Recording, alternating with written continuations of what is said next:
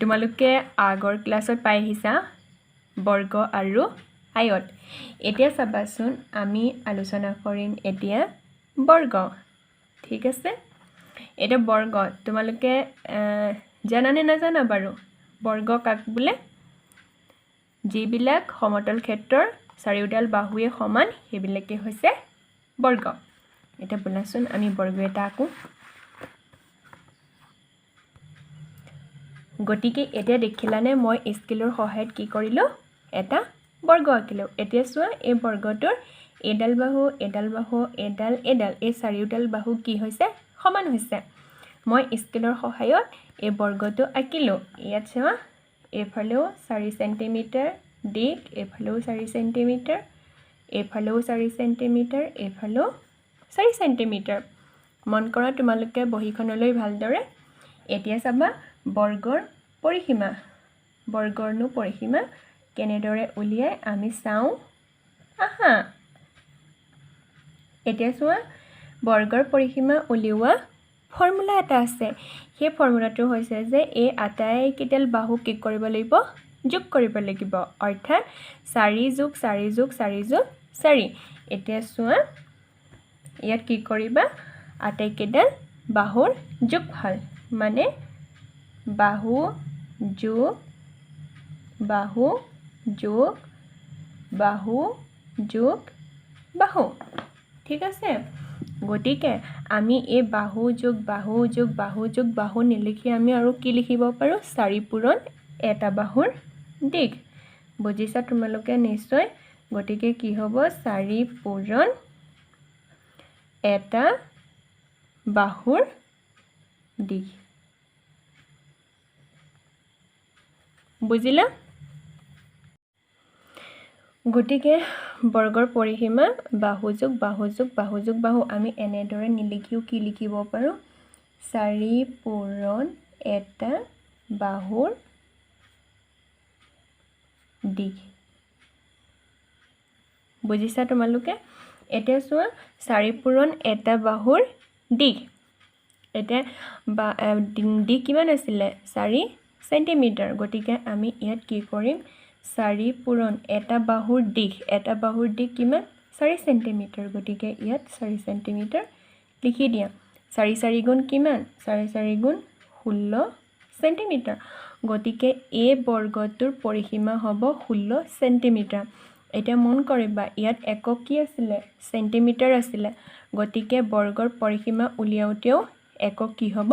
চেণ্টিমিটাৰে হ'ব। গতিকে বৰ্গৰ পৰিসীমা উলিওৱা মূল ফৰ্মুলাটো হৈছে কি? 4 পূৰণ এটা বাহুৰ দিশ। বুজিলা তোমালোকে নিশ্চয়?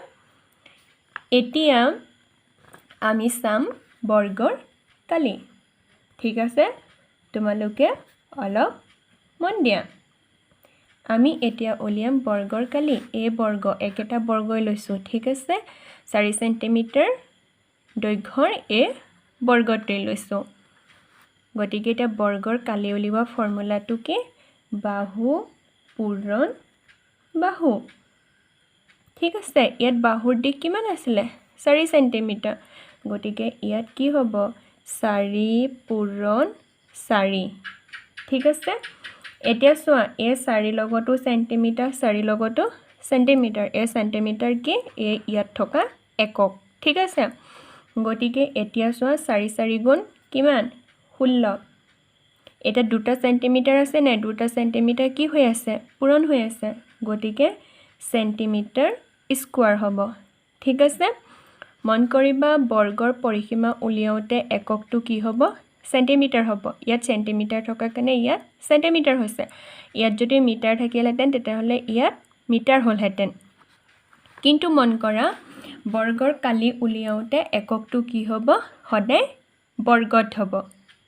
ধৰা ইয়াত চেণ্টিমিটাৰ আছে, হয়নে নহয়? গতিকে চেণ্টিমিটাৰ স্কুৱাৰ এইটোকে অসমীয়াত কি বুলি কয়? বৰ্গ চেণ্টিমিটাৰ। ঠিক আছে, এইটো সদায় মনত ৰাখিবা। কালিত সদায় এককটো কি হ'ব? বৰ্গত হ'ব। ইয়াত লাগিলে মিটাৰেই থাকক। যদি মিটাৰ থাকে তেতিয়াহ'লে এইটো হ'ব বৰ্গ মিটাৰ।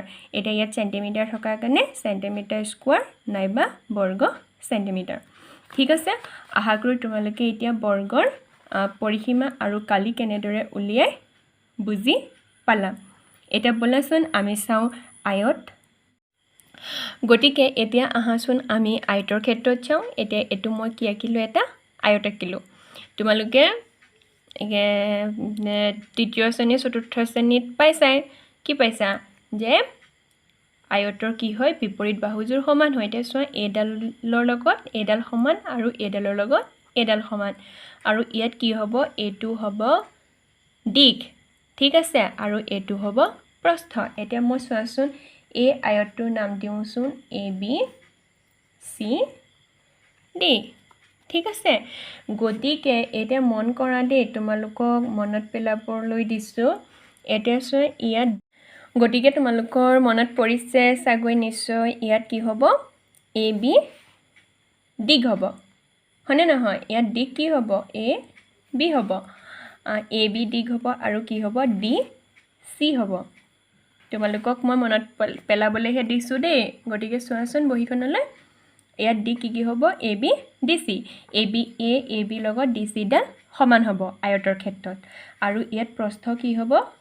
তোমালোকে ক'ব পাৰিবানে ইয়াত প্ৰস্থ কি হ'ব বাৰু প্ৰস্থ হ'ব এ ডি আৰু বি চি এতিয়া মন কৰা এ ডি সমান বি চি হ'ব ঠিক আছে গতিকে ইয়াত প্ৰস্থ কি হ'ব বি চি হ'ব আৰু এ ডি হ'ব ঠিক আছে এতিয়া যে মই স্কেলৰ সহায়ত যে এই আয়তটো যে আঁকিলোঁ এই আয়তটো চোৱাচোন এফালে হ'ল 6 সেন্টিমিটাৰ মানে ইয়াত দিশ হৈছে 6 সেন্টিমিটাৰ আৰু এফালে প্ৰস্থ হ'ল 3 সেন্টিমিটাৰ বুজিছা এতিয়া আমি এই আয়তটোৰ পৰিসীমা উলিয়াম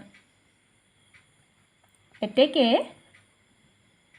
আয়তটোৰ পৰিসীমা ভালদৰে মন দিয়া আয়তটোৰ পৰিসীমা হ'ব এতিয়া আয়তৰ পৰিসীমা উলিওৱাৰ ফৰ্মুলাটো হৈছে কি বাৰু তোমালোকৰ মনত পৰিছেনে আয়তৰ ফৰ্মুলা উলিওৱা আয়তৰ পৰিসীমা উলিওৱা ফৰ্মুলাটো হৈছে 2 পূৰণ দিশ যোগ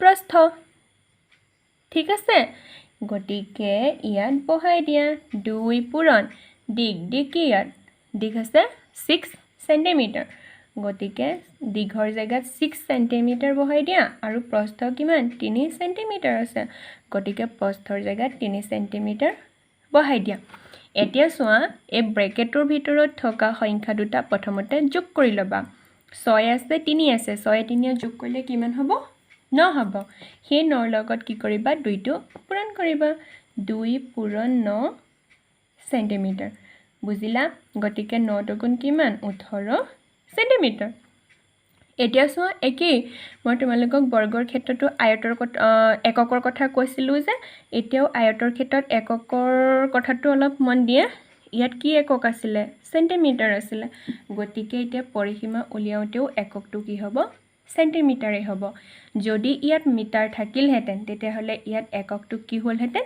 মিটাৰ হ'লহেঁতেন বুজিলা নিশ্চয় বুজি পালা এতিয়া আয়তৰ পৰিসীমা উলিওৱা মূল ফৰ্মুলাটো হৈছে এটো 2 পূৰণ দিশ যোগ প্ৰস্থ এই ফৰ্মুলাটোত সদায় কি কৰিবা তোমালোকে মনত ৰাখিবলৈ চেষ্টা কৰিবা এতিয়া আহা আয়তৰ কালিনো কেনেকৈ উলিয়ায় ঠিক আছে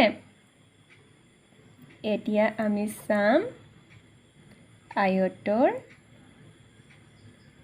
কালি এতিয়া চোৱা এটোৱে লোৱা এই আয়তটোৱে লোৱা ঠিক আছে এই আয়তটো লৈ আমি এতিয়া কি কৰিম আয়তটোৰ কালি উলিয়াম ঠিক আছে গতিকে আয়তৰ কালি উলিওৱা ফৰ্মুলা এটা আছে হেতু হৈছে দিশ পূৰণ প্ৰস্থ যদি দিঘৰ লগত প্ৰস্থটো পূৰণ কৰি দিয়া তেতিয়াহ'লে কি পাবা আয়তৰ কালি পাবা এতিয়া চোৱাচোন এই আয়তটোত দিশ কিমান আছিলে 6 সেন্টিমিটাৰ প্ৰস্থ কিমান আছিলে প্ৰস্থ 3 সেন্টিমিটাৰ এতিয়া 6 3 গুণ কিমান 6 লগত 3 পূৰণ কৰিলে পাবা 18 এতিয়া সেন্টিমিটাৰ এটো সেন্টিমিটাৰ হ'ব জানো আমি কি উলিয়াইছো কালি উলিয়াইছোঁ গতিকে এইটো সেন্টিমিটাৰ নহয় পৰিসীমাৰ ক্ষেত্ৰতহে সেন্টিমিটাৰ হ'ব কালি উলিওৱাৰ ক্ষেত্ৰত এককটো কি হ'ব সদায় বৰ্গত হ'ব মানে সেন্টিমিটাৰ স্কয়াৰ ঠিক আছে এটুকে আমি কি ক'ব পাৰো অসমীয়া বৰ্গ সেন্টিমিটাৰ ঠিক আছে তোমালোকে এটো সেন্টিমিটাৰ স্কয়াৰ লিখিবা নাইবা বৰ্গ সেন্টিমিটাৰ ঠিক আছে সদায় মুঠতে মনত ৰাখিবা পৰিসীমা উলিয়াওতে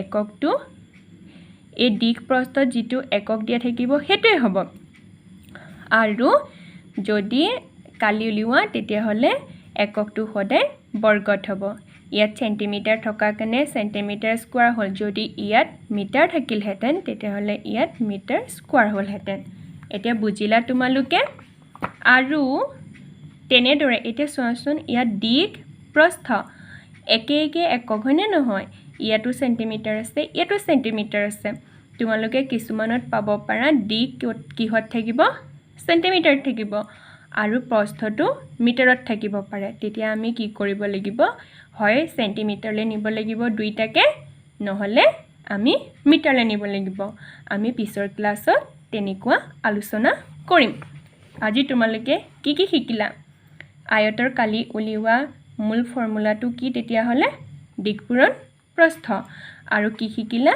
আয়তৰ পৰিসীমা উলিওৱা ফৰ্মুলাটো কি 2 পূৰণ দিক যোগ প্ৰস্থ ঠিক আছে আৰু কি শিকিলা বৰ্গৰ পৰিসীমা উলিওৱা মূল ফৰ্মুলাটো কি 4 পূৰণ এটা বাহুৰ দিক বৰ্গৰ কালি উলিওৱা ফৰ্মুলা কি বাহু পূৰণ বাহু এই চাৰিটা ফৰ্মুলা তোমালোকে সদায় মুখস্থ ৰাখিবা ঠিক আছে আশা কৰো তোমালোকে আজিৰ ক্লাসটো বুজি পালা যদি তোমালোকৰ চাই ভাল লাগিছে তেতিয়া হলে মোৰ চেনেলটো সাবস্ক্ৰাইব কৰি থবা যাতে মই দিয়া ভিডিও বিলাক তোমালোকে পাই যোৱা ঠিক আছে আজিলৈ ভিডিওটো ইমানেই